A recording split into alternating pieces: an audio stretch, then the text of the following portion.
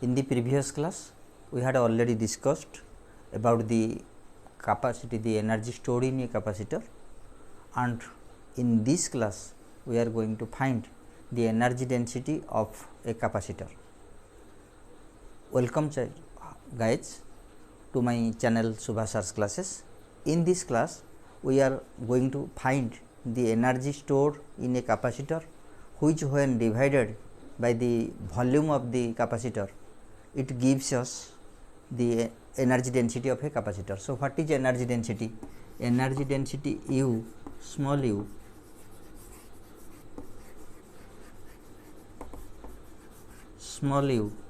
is the total energy stored per unit volume. If here is a capacitor with a volume V, and if we pour energy U into it by charging, then how much energy is stored in how much volume? This ratio gives the energy density. So, the formula we keep here is U upon V, and you know, if this surface area is A and the plate distance is D, then volume becomes A into D. We shall use this formula to discuss, to find energy density U. So, in the previous class we already knew that energy stored in a capacitor is how much? It was half Q square by C, and we know that since Q, the charge, is given by sigma A. Why? Because we knew sigma is Q by A, so Q can be sigma into A. And how much is sigma? Since sigma is Q by A, so Q is equal to sigma A, and we know the electric field E is sigma by epsilon 0. So, how much is sigma? Sigma is epsilon 0 E. So, if you just take these two parts, how we get Q is equal to sigma A and how we get sigma is equal to epsilon 0 E, then you can understand that Q can be expressed as sigma into A, which is equal to epsilon 0 E into A.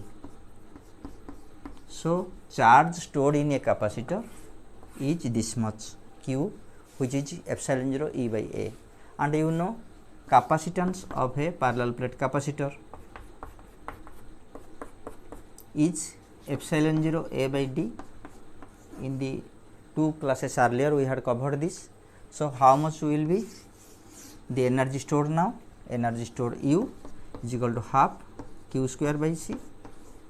So, put the values. Half Q square is epsilon 0 E A whole square. So, epsilon 0 square E square A square divided by C is epsilon 0 A by D. So, put it here, epsilon 0 A upon D.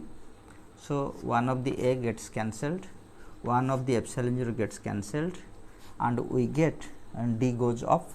So, we get half epsilon 0 E square A into D. Since A into D is the volume, volume has 3 dimensions.